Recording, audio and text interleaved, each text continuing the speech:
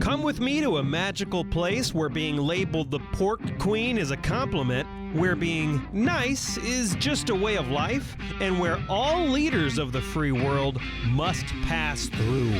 Welcome to Iowa. Whether you're a current Iowan, an Iowa expat, or an Iowan at heart, this show is for you. This is the Iowa Podcast. Real Iowans, real talk, no drama. From the Jethro's Barbecue Studio, I'm Justin Brady.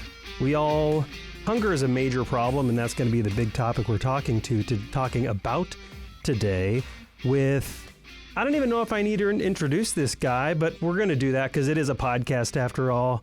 Governor Tom Vilsack joins us in the studio. Thank you so much for coming in here. I'm happy to be here.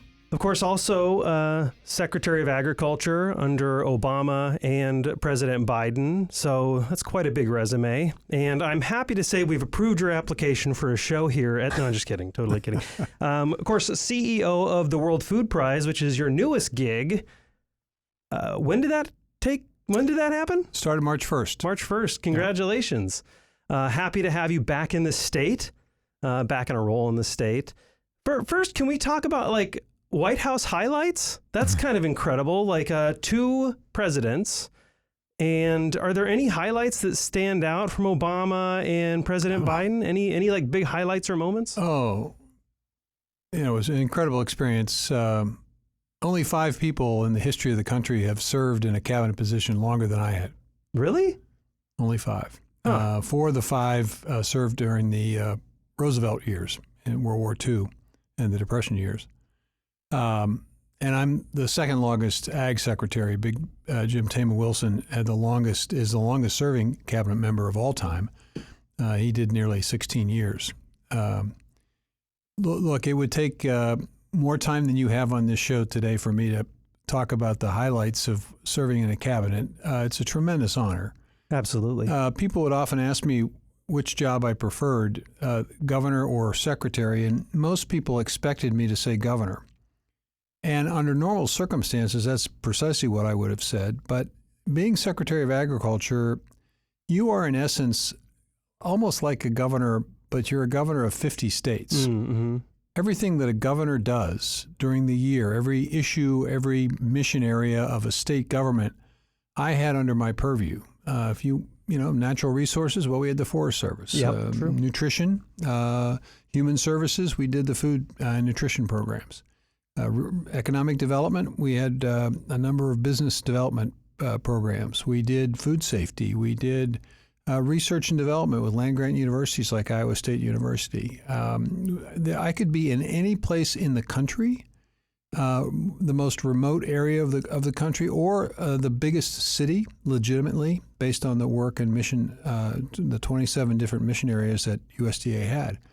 So it was a great job. It was a fabulous job with really, really dedicated people who worked extremely hard to try to take care of the needs of folks, and primarily, obviously, a focus on rural places. And there's just not a greater set of folks than those who live, work, and raise their families in rural communities and small towns and on farms and ranches. So it was a great, great experience. Look, I had a chance to fly on Air Force One. I had a chance to go to Camp David. I had multiple chances to be at the White House for gatherings.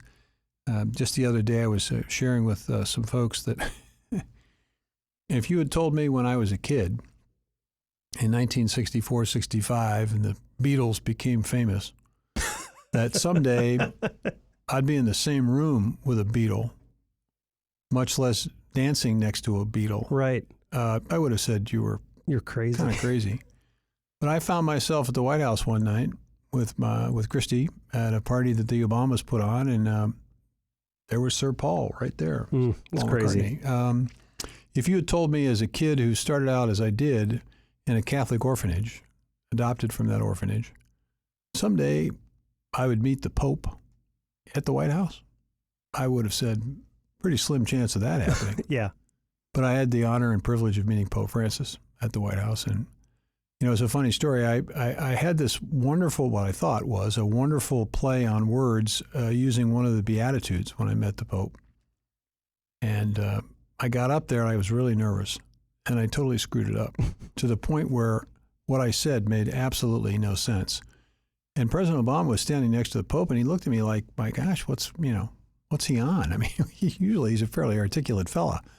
And he leaned over and he said, Holy Father, Tom feeds the children. That's his job. Oh, interesting. And, wow, what an introduction. Yeah, Pope Francis got a huge smile on his face. And fortunately for me, the White House photographer was taking a photograph at that exact moment. And so I have that. It's one of my treasured items that I take from the experience at service.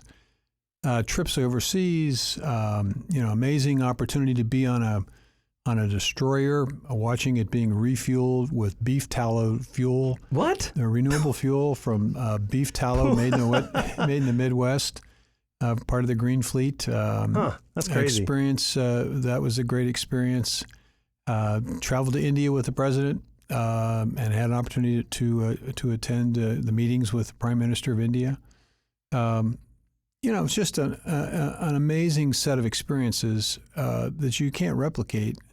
And it really, you gain a tremendous appreciation for the pressure that people in those positions are under, and certainly the pressure that a president and vice president have to endure. And certainly privileged and appreciate the fact that it was Iowans, starting in Mount Pleasant, Iowa, when they elected me mayor, and in the 49th Senate District when I served in the state Senate. And then the people of Iowa gave me a chance to be the governor for 8 years, which was a tremendous honor. Right. And I really thought my political career was over at that point, but turned out that's not the case. And so 12 years, and I really thought after the Obama years that was definitely it. Mm-hmm. And then when President Biden called, he said, "I've got some bad news for you." He says, "I want you back at Ag." And so I'd known Joe Biden for over 30 years, and so it was hard to say no to him. Yeah. So anyway, yeah. Great privilege, and happy to be in Iowa, happy to be back home. Our home is just outside of Waukee, near the Boonville Tap and the Waveland West restaurant, which is our watering hole. Yeah. And near our grandkids. One of our sons lives right here in the Des Moines area. The other son lives in Denver. So I have an opportunity to work at the World Food Prize, and then I've also got a teaching opportunity at Colorado State University, which will get me out to Denver periodically. So I'm very blessed. I mean, you knew Biden pretty well, and I know that Iowans sometimes feel kind of removed from Washington, and I think most voters kind of feel that way sometimes. And so did you see, there's all these accusations now of the mental decline. Did you see anything at all? Well, what I saw was an individual who was under enormous pressure and who was working extraordinarily hard. And at any age, that job wears on you and wears you down. So what I saw was perhaps at times a fatigued president, but not someone who wasn't capable of making decisions, of deciding what needed to be done and when it needed to be done. Periodically the president would call over to our office and say, I would like to have lunch with Secretary Vilsack. So I'd go over to the White House and just be the two of us, and he'd give me 30 minutes, which for a president is an enormous amount of time. It's a lot, yeah. On one occasion, towards the tail end of the administration, he invited me over, and we got through eating the cheeseburgers that we both ordered, and I thought it was, I was about ready to go. And he said, "Well, wait a minute." He said, I ordered dessert. So dessert comes out, and it's ice cream sundaes. And I didn't really need it. Shouldn't probably have eaten it, but the president's going to eat his sundae, so I'll eat it. And I was explaining to him some of the strategies and opportunities that we were creating in rural places to sort of change the dynamic of farming and the farm income situation in rural places. And he was extremely interested in it. And at the end of the dessert, I thought, well, that's definitely it, because I'm now at 45 minutes. I'm now 15 minutes over my half an hour allotment. And he said, "Hey, so you like a cup of coffee?" And I said, "Well, he said, yeah, have a cup of coffee." He said, "I want to talk to you more about this." So I assumed he was going to, press a button or, pick up a phone and call somebody and they'd bring in a cup of coffee. But he got up and he literally went into this little kitchen area and he started making the coffee. So I, had a coffee made by the President of the United States. And it was like, oh my God, Mr. President, let me make the coffee. Is the president a good barista? He is. It was a very strong cup of coffee. Let me say that. That's very the way strong. I like it.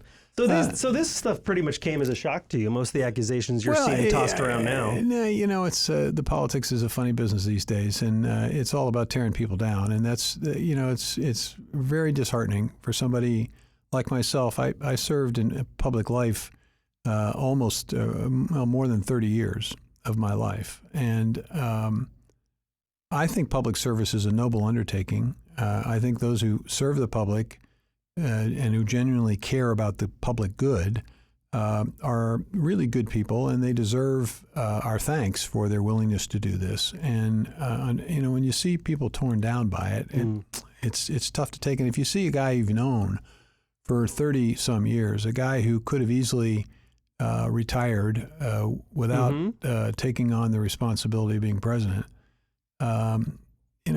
and a guy, frankly, who's shepherded us through the pandemic, got the economy back on track, and a lot of the construction you see that's going on right now, that people are wondering why the heck is 235 all torn up or what. Well, it's because of the infrastructure bill. We're improving the infrastructure of this country, which needed to be improved for a long, long time, and Joe got it done. So I think he's getting a bad rap, but it's politics. Well, we obviously as Iowans appreciate having an Iowa voice in Washington, and you've been a very strong Iowa voice, and of course a strong voice for agriculture and food security, and that's the big topic we want to talk about today. Now I don't know if a lot of people remember this, but we have a lot of talk now about chronic illness and food and healthy food, but this actually, you have a big part in this. You and Michelle Obama worked on eradicating what some people would probably call the disastrous food pyramid. And so you had a role in readjusting that and taking on childhood obesity. Well, I would say that in the 12 years I served, that no secretary, I believe this to be a fact. Now, I don't think any Secretary of Agriculture and its department under my leadership, I don't think any department has done more on the nutrition space than we had done. It started with the food pyramid. I just, I did at my level best to try to understand it, and I couldn't. And so I finally said to the team, can we simplify this thing so it's easy for people to understand what they need to do? And so they came up with a My Plate initiative, and it was pretty simple. Half your plate protein, half your plate carbs, more fruits and vegetables, less sugar, less salt, a little dairy on the side, and away you go. We then translated that into a set of improved school lunches and breakfast meals. We got a lot of flack on that, which is interesting. It's very ironic. Really? Why? Oh, my gosh. People say, you're not feeding my child. There's not enough calories. It doesn't taste good. And we actually did surveys. We did evaluations. It turns out that in fact, more fruits and vegetables were consumed by the young people. There were better outcomes prior to the pandemic as a result. And there was growing acceptance of what we did. And then when I came back in the Biden years, we basically ramped up a little bit. We looked at added sugars that were taking place, particularly in breakfast products. That's sneaky stuff, yeah. And we said to the food companies, work with us. We said with the dairy folks, work with us. And they did. The dairy folks figured out a way to reduce the sugar content of flavored milk. And the other food companies figured out ways to make more delicious offerings without necessarily increasing the harmful aspects of more sugar or salt. And so we did that. And then we also encouraged folks on the Supplemental Nutrition Assistance Program, Food Assistance Program. We encouraged them with incentives to buy more fruits and vegetables. We worked on the Women and Infant Children Program, which provides nutrition assistance for pregnant moms and kids under the age of 6. We gave them a bonus to encourage more fruit and vegetable consumption, and it was very popular, all those steps that we're taking. So now the discussion now, I think, we all want to make America healthy again. That's fair. The question is, how do you do it? And whether or not you're going to put resources behind the effort. It's one thing to say to schools, hey, do a better job. It's another thing to say to schools in the face of declining budgets or tight budgets, do a better job. And when we've encouraged them to be more efficient, where they have central kitchens instead of on-site preparation of food, to say to them, no, now you have to change, you have to go back to on-site. Well, that's great, but where's the equipment? Where's the resource to do it on-site? And where are the resources to make sure that you can purchase locally? We had a program that has since been stopped, but we had a program that provided resources for local purchasing. It was an opportunity not only to help It was like The Know Your schools- Farmer, I think. Well, The it was Know Your Farmer well. That program? was the beginning of it, but this was a local food purchasing arrangement. We gave secretaries of agriculture, like Mike Nag, we gave that individual, the secretaries and commissioners, literally millions of dollars across the country, and they were to basically contract with local producers for locally produced stuff, so that the food would be fresh, the food would be local, and it would provide an opportunity, particularly for small and mid-sized farming operations, to benefit and to have a market. I don't want to go into great detail on this, but I will tell you the current system that we have for agriculture works really, really, really well for about 10% of the farms. Interesting. The largest farms, Yeah. farms that sell more than $350,000 in sales every year, highly efficient, extraordinarily productive, good, hardworking folks. They're just tremendous. They produce 85% of what we grow and raise, and as a result, they get roughly 85 to 90% of the income, which means, now that's 180,000 farms. That makes the top 10%, it's 180,000 farms. That means 1.6 million farms have to share the 15% that's left. Mm-hmm. Well, that's why in the best year we ever had in farm income, 2022, nearly 50% of farms didn't make any money at all. In fact, they lost money. Really? And the other 40% of farms made money, but the majority of money they made came from off-farm income. In fact, 88% of our farm families have to work off the farm in order to keep the farm. So that's not a system that's working for everybody. It's a system that's working well for the most efficient and largest producers, and they do an amazing job. But we decided that there were ways in which we could create an alternative choice, for small and mid-sized farming operations that would allow them different markets, new markets, better market opportunities, without taking anything away from the production, agriculture, and commercial scale operations. And we put resources behind it, and it was very popular, and elements of it still exist, and there are some states that have embraced the whole system. But if you had that system in place, then all 100% of farms would have an opportunity for resources and income that would allow them to more comfortably, if they chose to do so, to be small or mid-sized. Otherwise, we're back in the day when Secretary Perdue truthfully said to folks in 2019, look, you either have to get big in America or you have to get out. Well, that getting out process really is damaging to small towns, to rural communities, because when the farm family leaves, well, they don't just leave, the kids leave, which means the rural school has fewer people. And if they have fewer people and fewer students, they get less state support. So it makes it hard for them to survive. So they ultimately have to merge with the arch rival down the road, and nobody likes that. And then the small business guy who depends on his friends and neighbors coming into his store, well, there aren't as many friends and neighbors. And so he suffers, and you end up having not small town businesses owned by your neighbors, but a box store where the profits basically leave the state once you go and purchase whatever you're going to purchase. And then there's the impact on healthcare. You don't have enough people to support a hospital or a doctor, and so you end up having a clinic, or you end up having to drive significant miles to get healthcare. And all of that encourages younger folks to leave, which continues to diminish those small communities. And the impact of that on the country is we got fewer and fewer young people willing to serve in the military because a disproportionate number of those who do come from those small towns. So if you establish an opportunity for smaller farming operations to succeed, well, then that family stays, and those kids continue to go to school, and they shop at the local store and owned by their friend or neighbor, and they are able to maybe support a hospital and a doctor. And now all of a sudden you have a population that isn't required to go to the big city, which in turn expands. Where does it expand? It expands out on that good prime farmland. Just to give you a sense of this. I was interviewing someone on a different show about what they called, and there may be a better term for it, but industrial agriculture. And he was saying something like, everyone says, like, there's this idea that like cow farts and beef and that kind of stuff and pork is bad for climate change. And he's like, that kind of farming, he goes, industrialized farming certainly can affect runoff. We have water quality issues right now in Des Moines where the nitrate levels are high. He's like, industrialized kind of shortcut agriculture can certainly do that. He's like, but agriculture in and of itself is an ecological positive.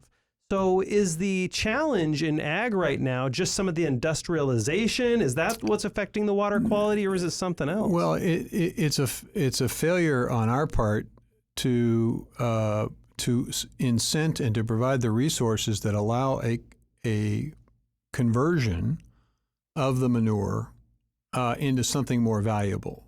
In the past, what's happened is you have this manure from animal feeding systems and confinement facilities. It gets stored, and then it gets applied on land.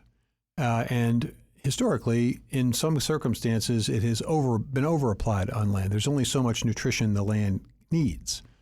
As we become more sophisticated with our technology, with drones and sensors and things of that nature, there's going to be more precision associated with the use of that manure, but then that means you don't need to have as much of it. So the question then is, well, what do you do with the excess? And unfortunately, in the past, we've over-applied it, which means it gets run off. It goes into the rivers and streams, and you have the water problems that we currently experience.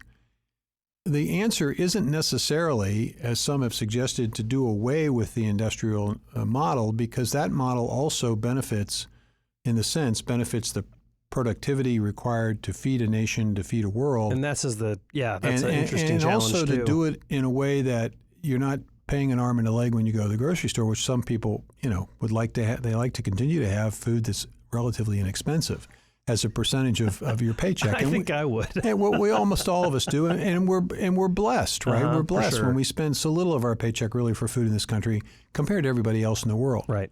Okay, so how do you preserve that system? Yeah. Well, you preserve it by figuring out a way to convert the methane that's being produced by the livestock and the manure that's being produced into something more valuable. And I'll give you an example. There's a dairy farm in Wisconsin I visited when I was secretary, and they basically take the manure and they put it through a digester with food waste from the community, and they take methane and they sell the methane. They sell it to an outfit that's producing renewable natural gas, which is a critically important component to sustainable aviation fuel, which is a new industry that needs to develop in this state, in this country, in order for our airlines to be competitive and to be able to be true to their commitments to reduce their greenhouse gas impact. So now you've got a new commodity. You've got manure being converted into methane then being sold. That's a new source of income for that farmer. What's left? Interesting, sure. What's left in that dairy operation from that process, they use for bedding for their cows. When the cows have basically saturated that bedding, as they will, they basically put it through another process and they extract from that bedding two different types of fertilizer, an organic fertilizer that's phosphorus-based and one that's nitrogen-based. Not as problematic as the current application of our manure today. So they now have ways to reduce their own costs by not having to purchase fertilizer, and they can sell the excess of fertilizer that they make to their friends and neighbors. So now that's a second and third income source and reduced expenses. Yeah. Okay? And what's left? What's left after all that is water that's discharged into the rivers and streams in Wisconsin, and Wisconsin has very strict requirements. So there are ways to do this, and that's what we were doing in the administration. We were providing resources to enable people to do that. Now, here's the trick. Once they do that, they're able to measure and quantify the reduction in environmental impact, and there may well be markets created to pay for that result. So they get the methane, they get the fertilizer, they get the bedding, and they may qualify for what is called an ecosystem service market. So now a problem that has caused pollution becomes 4 to 5 benefits for that operation. It's fast. Now you mentioned the MAHA movement earlier. You mentioned some of the work you were just doing as of last year. And so have you had discussions? I think you're the person who took over Brooke Rollins, the new agricultural secretary, and of course, Bobby Kennedy. Have you had discussions with them and done a hand off the torch kind of thing? Nothing? No. Nothing? No. Is there an invitation? I had a brief conversation with Secretary Rollins before she was confirmed. I reached out to her immediately when she was nominated, indicated that we would be more than happy to sit down and visit. She reached out to me several weeks after that, and we had a brief conversation. And that's the last that I've had a chance to visit with her. And I've not had a chance at all to visit with Secretary Kennedy. Are there things they're doing that are encouraging or discouraging? What would you, I guess, are there things they're doing that are encouraging about the MAHA movement or the new direction? And what would be the advice for them moving forward? And then I also want to talk about World Food Prize too. Well, I don't want to presuppose that I know what they know, because when you leave office, you don't have access to the information that you have when you're in office. I would just, obviously, I think it's going to be important for both secretaries to talk to each other and to make sure that there is a full understanding and appreciation for the impact of whatever is decided, not just on the obvious impact of doing this or that in terms of health, but also the impact that it may have on food production, on farmers and ranchers, on the costs and the profitability of farming. And I'm sure that I would hope that Secretary Rollins is fully aware of that, and that she would be making sure that Secretary Kennedy would be aware of it. The benefit that Secretary Rollins has is that she appears to have a pretty good relationship with President Trump, which I think is important. So if there is a concern or a problem, she has an ability to go and visit with the president. They recently she did this on immigration issues, and folks at the White House basically kind of reversed things after she had talked to the president. But she made an effort to try to make sure that people understood that immigrant labor is incredibly important to U.S. agriculture, and that in turn is important to all of us who want to go to the grocery store and be able to buy what we want to buy when we want to buy it 12 months out of the year. You at the World Food Prize have a moonshot you're working on that I wanted you to go into. There's a quote from you: "We need to produce substantial leaps in food production as soon as possible because of the hunger issues that are mounting." What is this, an increase in hunger issues? Is this problem getting worse? Is it kind of stabilized? Where are we at? It was improving prior to the pandemic. The pandemic set it back in terms of the number of people worldwide that are food insecure. So let me set the table here. When we talk about food insecurity, we're talking about the likelihood that at some point in time each month, an individual or family that's food insecure will be faced with having to make choices of not having something or not being able to have as much of it as they need to have a full and nutritious meal. It doesn't necessarily mean that people are starving, but it does mean that they aren't getting as much nutrition as they may need. So with that definition, we know roughly, in the world today, 733 million people are food insecure. And that number involves countries both developed and developing. We also know that nearly 10 people in the world today, are malnourished, which means that they are chronically lacking proper nutrition. And of that number, 60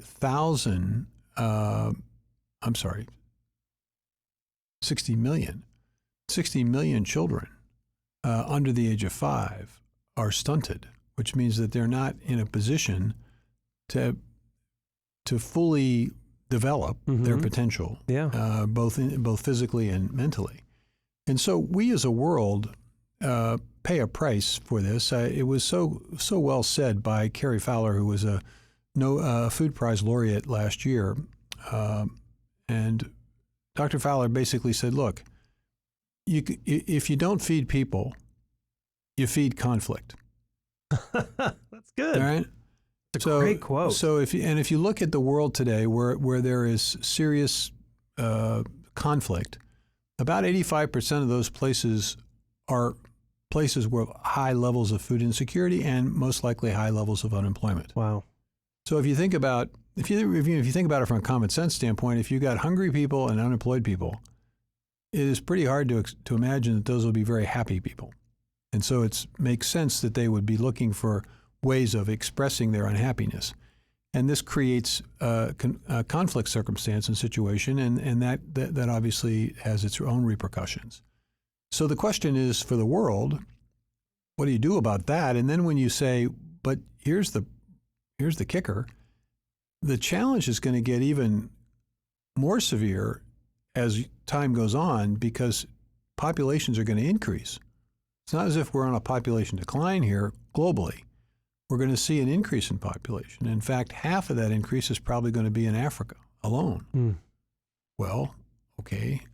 Do you have the capacity and capability of producing enough food for that increased population, and can you do it in a way that's not harmful to the environment? Right. It's a rub. Right. That doesn't exacerbate the climate issue. Right, because we're talking about earlier how scale is very, very difficult. It adds to, if you don't do it more carefully with technology, it adds to runoff. So we need scale, but at the same time, we don't want to pollute the waterways either. Well, and you don't want to create the circumstance that we've created in the United States.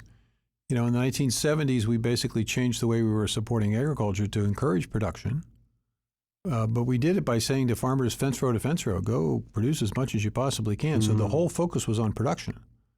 Well, the problem with that is that over time, we've lost a lot of farms. Just to be exact about how many farms we've lost, in 1981, Secretary Berglund was leaving office. He was the Ag Secretary under Carter, and he said, hey, I think we're going to lose a lot of farms.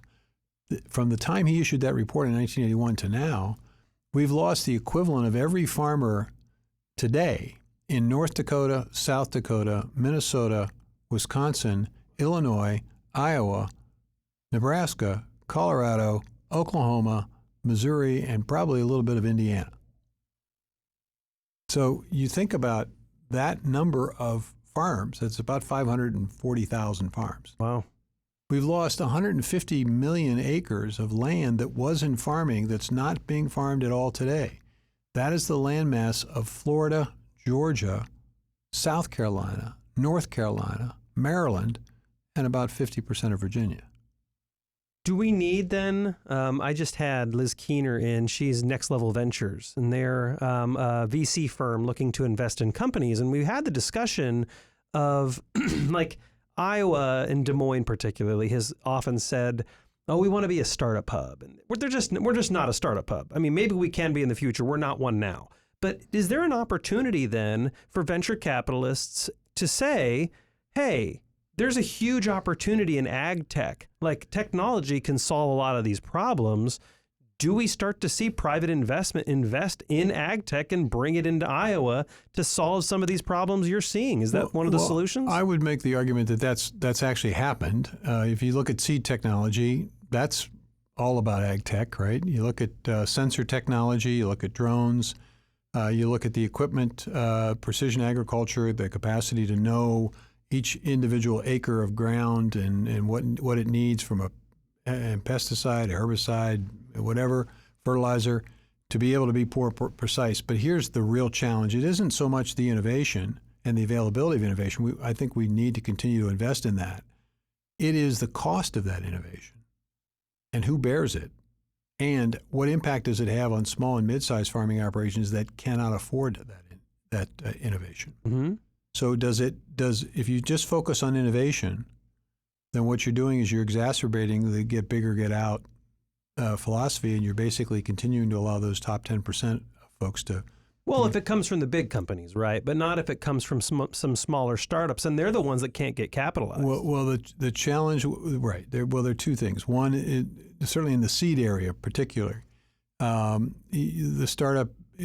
In order to get that technology, in order to make those improvements, you may have to have germplasm. You may have to have access to things that have gone on before you, and that's why it's important for us to make sure that that those who are granting seed patents are doing it with real thought. Obviously, the private sector has invested a lot of time and resource in the development of new technologies, and they obviously have to profit as a result.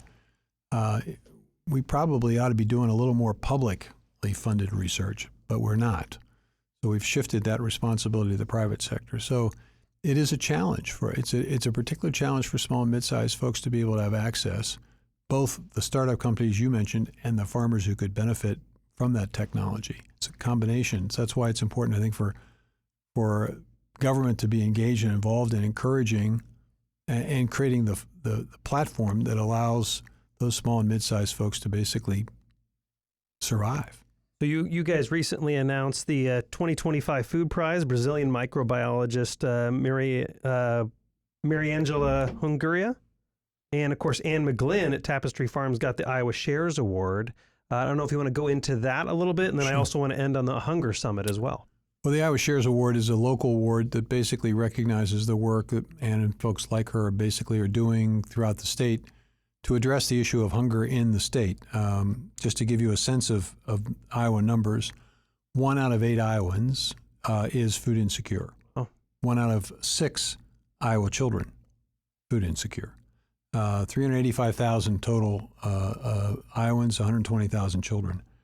And so it's important for us to continue to lift up that hunger and nutrition insecurity and food insecurity aren't just issues overseas. They aren't just issues in developing countries. They are issues here, right at home. And those folks who man the nonprofits, the food banks, the food pantries, the food drives, the volunteers that work on those places, the faith-based organizations that are committed to trying to feed the hungry, they do extraordinary work, and we all in Iowa benefit from their gift to us and to those who are food insecure. And so it's important for us to acknowledge them and to thank them and to raise the awareness from the rest of us that we have work to do. And that's the purpose of the Iowa Hunger Summit, is basically to convene, which is what one of the primary missions of the World Food Prize is, to convene, to have dialogue, to raise awareness, to bring people from inside the state to talk about what's going on, to bring people from outside the state, as we are, from Feeding America and from the School Nutrition Association, and educators to come in and talk about what's happening around the country, best practices that might be helpful here in Iowa. And again, to raise the awareness that this is not just limited to one state, but it's an issue that we as a country have to face. And it's particularly important because there are efforts underway, clearly, to reduce the size of the federal government. And the question is, where do you do that? How do you do it? Who gets helped? Who gets harmed as a result? So that's the Hunger Summit's coming up, and we're excited about welcoming hundreds of Iowans to the Hall of Laureates here in D.C. Day-long event, lots of speakers, lots of exhibits.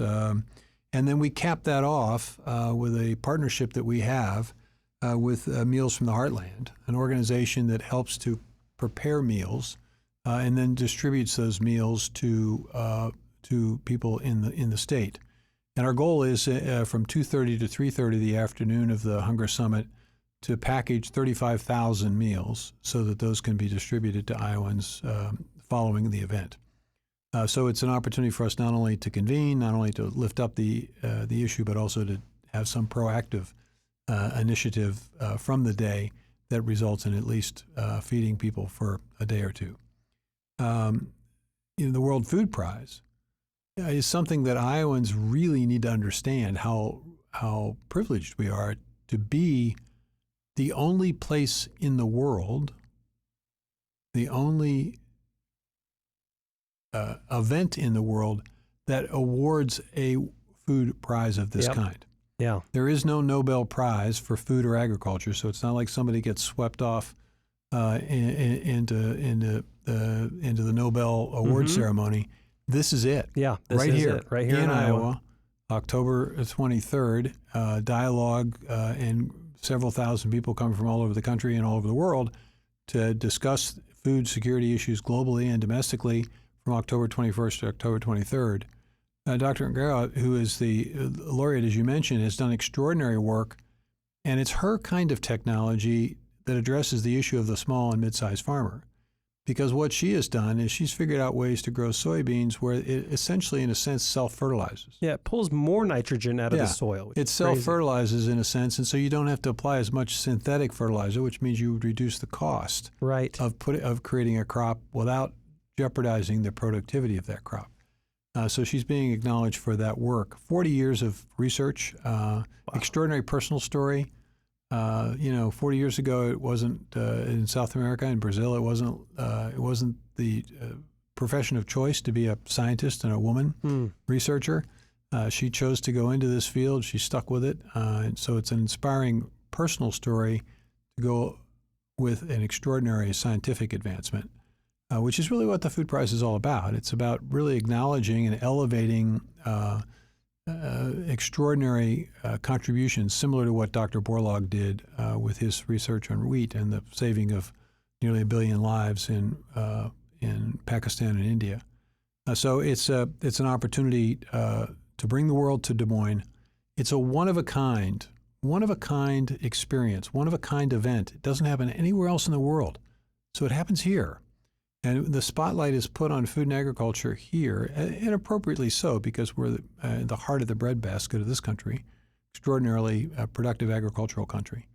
And it's an opportunity for us to celebrate what farmers, ranchers, and producers, and researchers, and all those people in the supply chain do to make sure that we in the United States are a food secure nation, and to figure out ways in which we collectively can address the issue of 733 million people in the world today that are malnourished. Yeah, it's a big job. And obviously, I think I speak on behalf of all Iowans that say we're really proud you're in the CEO role over there. It makes us really proud. We're really excited to have you, to get our hooks in you and keep you here. Tom Vilsack, the CEO of the World Food Prize, but also Governor Tom Vilsack and Secretary of Agriculture Tom Vilsack. Are we going to add any more titles to you in the next couple of years? I hope not. It's...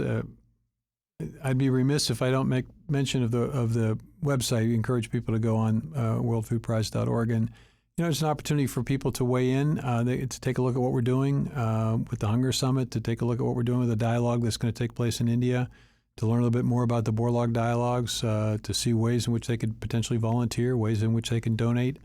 We're a nonprofit, and obviously we depend on a variety of ways to keep all of this good work. We have a youth institute, which we haven't talked about, which is designed to inspire the next generation of leaders. If you have a little extra time, you can go into that for a few minutes. That's fine. We welcome nearly 300 young people from Iowa to the Youth Institute at Iowa State University, great partnership with Iowa State, where we basically have these young people study a place in the world that is currently dealing with food insecurity, and have them come in and present their solution or the work that they think ought to happen. They make a 3-minute presentation. They write a paper that they present that. And then we take from those young people, as well as the young people from 36 other youth institutes that are taking place across the country and in 6 different countries. We take 200 or so of those young people and bring them to Des Moines in October and incorporate those young people into our Global Youth Institute, which is part of the Borlaug Dialogues preceding the Food Prize Award. And we take a portion of those young people and we say, how would you like to travel to China, to Kenya, to the Philippines, to Brazil, to be linked to a researcher for 4 or 6 weeks, and a life-changing experience as a kid just coming out of high school. So you can see how it really works in the real world. Yeah. Life-changing opportunities for these young people. So very dedicated to youth and to growing the next generation of ag leaders. The Iowa Hunger Summit is July 16th, and you guys are packing 35,000 meals with Meals for the Heartland here in Iowa. And the website for volunteers is worldfoodprize.org. Governor/Secretary of Agriculture/CEO of the World Food Prize, Tom Vilsack. Thank you so much for coming on the Iowa podcast. Happy to do it. And to my fellow Iowans, Iowa expats, and Iowans at heart, thanks for listening and subscribing to the Iowa Podcast.